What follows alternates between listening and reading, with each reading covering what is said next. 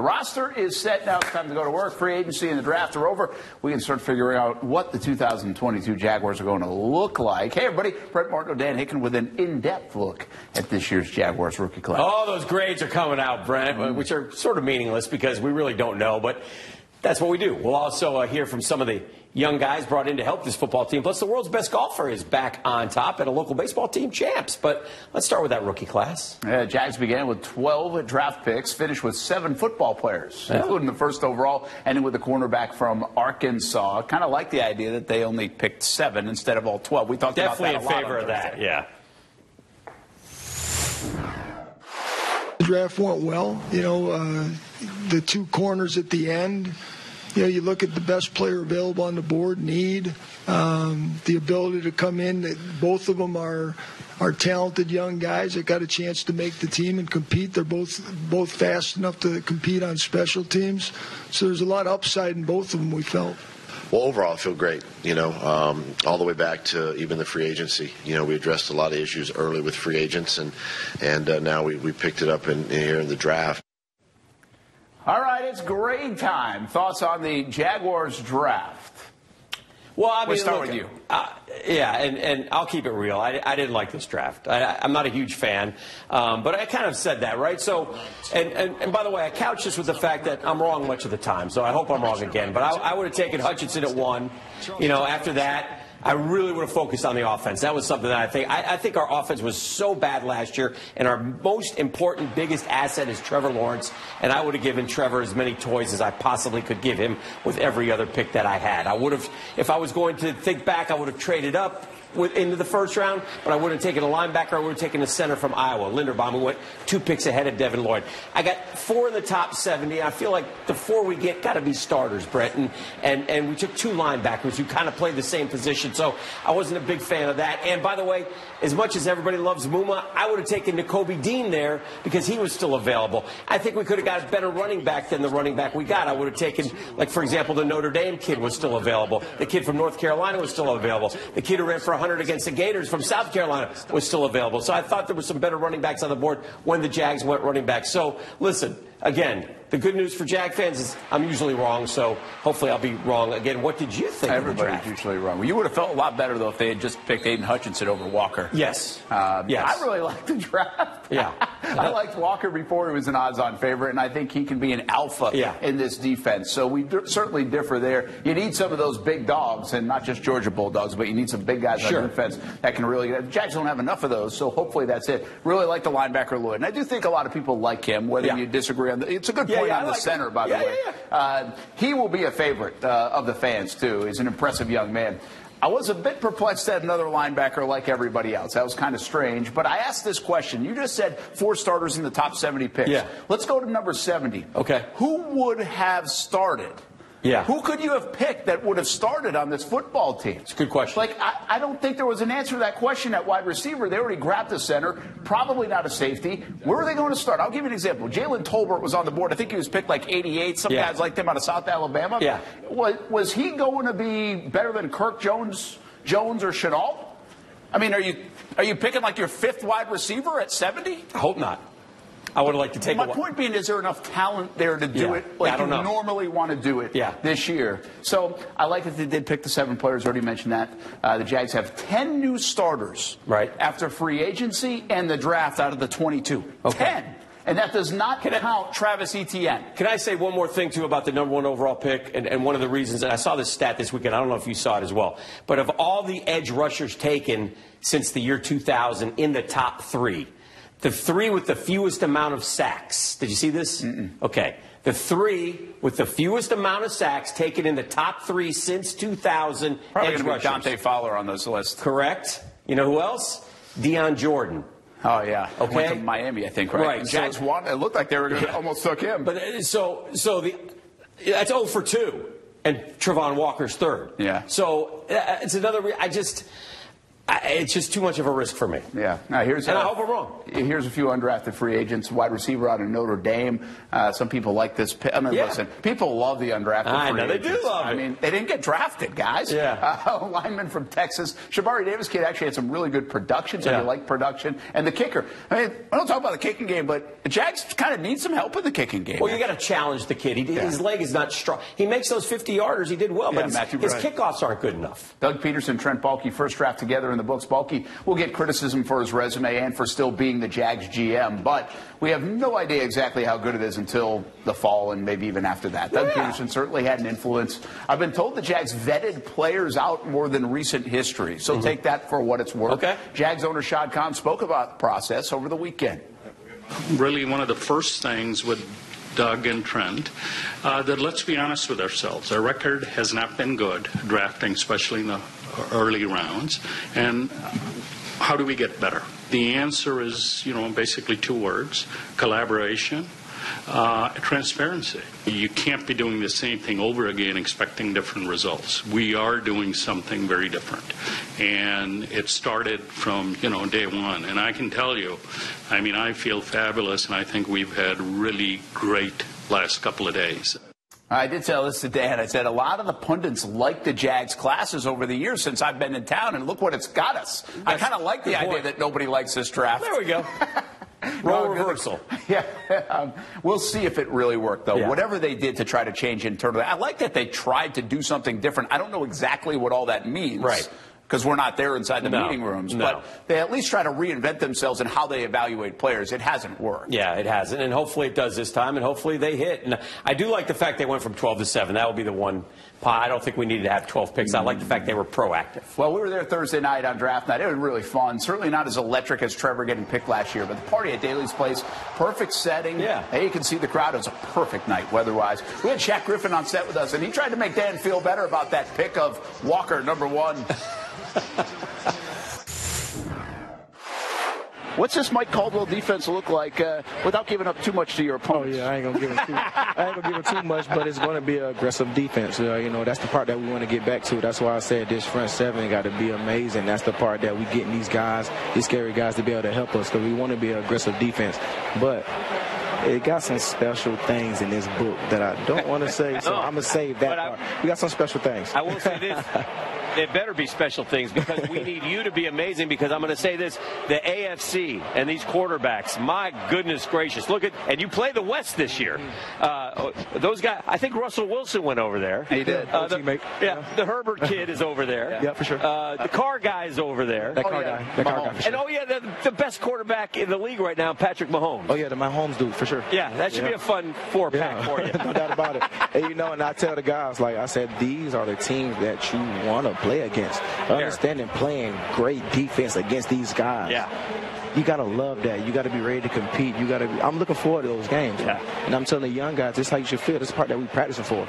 Play amazing against guys like that every single team. Wish we had 11 of these. He's awesome. Let's let you go after this question, all right? You look around here, and folks at home can't see it completely, but we've got Jags fans lined up around to see Shaq Griffin. Either that or Dan Hicken upset. I don't know which one they're to see. No. But these guys have weathered a lot of not-so-great football.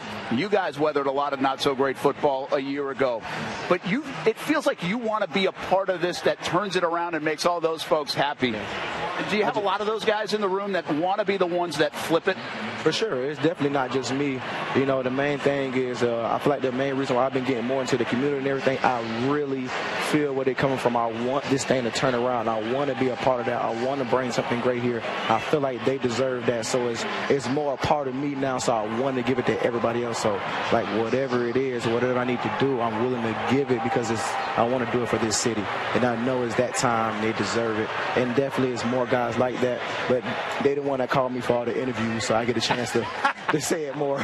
But it's definitely more guys like that. That's why I said it's going to be something special, and that's why it's a different feel. I want these fans to carry him off one day. Hey, absolutely. By the way, and Trayvon Walker will help do it. We hope so. Shaq Griffin's so much fun. He's man. great. You got to love when those guys want to be here. I like that part of it. Take a look at the wall that says it all. And this is in free agency right here. This is what the Jags did. So I think we can't lose sight of all the money they spent. Right. in trying to get this team better. Whether they made the right choices or not, that's certainly debatable, but it wasn't just about this weekend. No, it wasn't. And, again, we need Christian Kirk to work, right? Yes. And adding Sheriff on the offensive line is a great thing, and you got some beef up front on the D-line. And don't forget about Arden Key, who might have his best football in front of him. So, again, that's an exciting part, too. Yeah, before the draft, the best position group on the Jags, probably cornerbacks. Yeah. Is that fair enough? Yeah. After the draft, is it now linebackers? They got to prove it, but maybe got a couple good ones. When the Jags were good in 2017, remember they had Pulpus, Leslie, Telvin Smith, Miles Jack. Yeah, Jack now in Pittsburgh. Damian Wilson not re-signed from last year to start free agency. The Jags gave big money to Lua Khan to start rebuilding the room. Yeah, now you add Devin Lloyd and Chad Muma. It's pretty obvious Jags made it the focal point in the Mike Caldwell defensive scheme. It might make sense. When the Bucs won the Super Bowl a couple years ago, their linebackers were special. Caldwell was the linebackers coach there. Lloyd has a chance to be special. If you missed this fun interview, don't miss it now. Action Sports Jack Stuart Weber catching up with Lloyd in Las Vegas after he got picked. On the defensive side of the ball, coming to Jacksonville this year, Trayvon Walker, a whole lot of excitement when it comes to the young guys who are going to come in and make a difference right away. That's the plan, right? That's the plan, man. We're going to come in right away. Really just handle ourselves like pros, obviously. Us being rookies, we got to earn the respect of everyone in the building, earn the respect of, the people you're going to be playing with by doing the right things. So that's what I plan on doing when I come in. But, I'm just ready to, get out there with my teammates, get to work. Yeah, man, let's go win. Let's go win. And perhaps most importantly, you already got the Duval down. Let's hear one more for the folks. You want to hear it? Duval! Yeah, that's going to make you real popular with the fans back home. Congratulations, man. Thank you. Well, he did ask him in the news conference, how did you do such a good Duval? And how does he know about it? Yeah, how do you know it? It's obviously people know about it, right? I follow Stuart, by the way, at Stuart A.S. Jax. You can also follow @Action Sports Jax. The celebration. We're adding a new member to the Hall of Fame, and what a talent. He made Tony Boselli famous, Stuart Weber caught up with Bruce Smith out in Vegas this week, and there's the greeting of the two who once, oh, man, what a great battle that was in that playoff game years ago. It's a great shot right there. Yeah. Awesome. Nice work. That was a heck of a party out there. Oh, gosh. Vegas was a super jealous. spot for the draft. This is a good party here. Jaguars fans celebrated with celebs everywhere. Not only Boselli, but Jimmy Smith was out there as well. Stuart caught up with the Hall of Famer. He's a Jaguar now. I'm his biggest fan. I'm looking forward to watching him play. He's a very talented young man. And, the numbers, maybe the production wasn't in the college game, but if you watch the tape, he's disruptive. I'm looking forward to seeing him. And at the end of the day, we just need more good players. I know it probably wasn't like the popular pick because of, they say the lack of production. But you got to look at, the scheme that he was in. He's at Georgia, surrounded by a lot of great athletes, a lot of great football players. I think he'll bring a dynamic to this team that we've really been lacking. To me, I see him in the form of a guy like a Tony Bracken's a guy that I played with. And if he can be, he can get some of that production, I think we got something special. Las Vegas nailed the draft, I would think most would say. You're really starting to see this thing. Remember when it was in New York? It felt like now 20 years ago it's been in New York. Yeah. But Nashville was a huge party, and obviously Las Vegas. I want Jacksonville to have it one day, but to me, Vegas and Nashville, you could get into that rotating thing like you do at the Super Bowl. I know it. Let's go to Kansas City next year. Right. It was in Cleveland last year. I think they'll still try some places. Yeah, they should. And I've always said this, Jacksonville is a great setting for it in terms of the Daly's place and the stadium and what they're building now. It can house it perfectly. Yeah. So here's what else has happened in the division when you look at what just went down the last few days. Okay. 9 picks, 8 picks. Pretty split.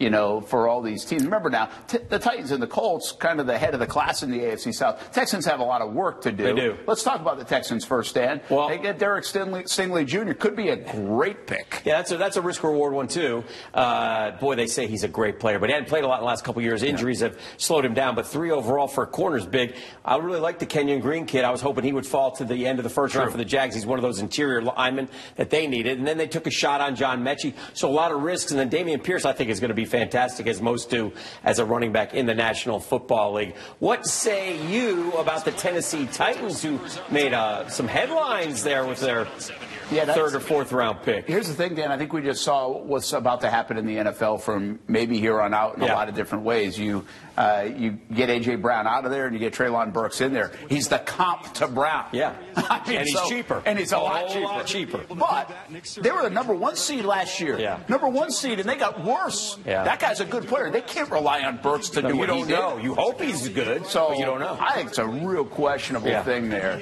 And then they picked Malik Willis. Is that the quarterback of the future? Well, he seems like good value just because everybody thought he'd go higher. Yeah. But that's the future instead of Ryan Tannehill. They say a lot of good things about the Colts and their management and how they draft. They didn't have a first-round pick, but they still got some good football players who are going to help. Remember, they now have a new quarterback. They're 6th in 6 years, right, Matt Ryan. But they got a receiver from Cincinnati who a lot of people like. Alec Pierce. Raymond, who's that Central Michigan offensive tackle, I think. Yeah. Then they got a tight end, Jelani Woods from UVA's big 6'7", kid, caught a lot of touchdowns. And then they got Cross from Maryland, who's a safety who will step in and start right away. So, again, I think that the teams, they added good players. That's what the draft does, though. Yeah, and the Jags added more in free agency than any of those teams in terms of spending money. Absolutely. But they added Matt Ryan. Is that going to be the difference for the Colts, or is he just okay now? Yeah, that's a big if. Matt Ryan 5 years ago, I'd be pretty excited. Matt Ryan today, I'm not so sure. I kind of agree with you. Let's take a look at the Jags schedule. By the way, May 12th it will be announced. Yeah. And it's a super home schedule. It's great. But the AFC West is who we have to play this year. And that is tough. It's going to be really hard. It's really tough. Really hard. Listen, everything's been hard for the Jags. Yeah. But, I mean, Washington, Detroit, they're not world beaters, right? New York Jets, same thing. But you do play that AFC West, and you better take advantage of your division and then some of the games that are gettable. Yeah. Because I just don't think the Jags are in the same class as some of those teams in the AFC West. Like, honestly, Vegas, Dallas, Denver, Baltimore at home might be home underdogs in all those. Well, by the way, you want to know why they went defense? They might have just looked at the schedule. No, that could be too. So it's all new for the rookies now, right? Mini camps, year-round business, etc. Yeah. What advice do the vets have for the rookies? Olivia Tasley asked them.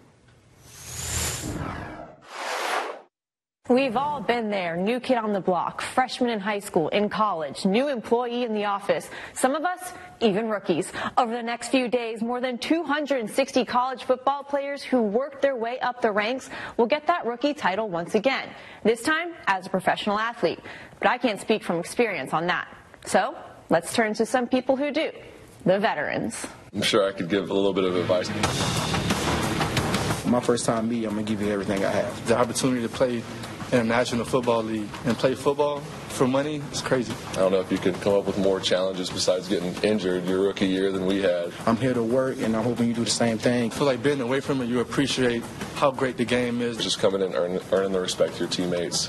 That's stuff you can do that it doesn't take any talent, doesn't take any skill. You can trust me, and I'm hoping I can trust you. So that's the type of bond that we're trying to build. Come in and do things the right way and treat people right. I think that's going to be big. And then really just buy into what we're trying to, make the culture here. It might be an easier acclimation period for this rookie class. Jags had one of the youngest locker rooms in the league last year with the average age of 25 and only 7 players over the age of 30. For Action Sports Jax, I'm Olivia Tasley. Let's go back to you. And you want to see some fun at the draft party? Ryan Fitzpatrick's played for like every team in the NFL. Look at these guys.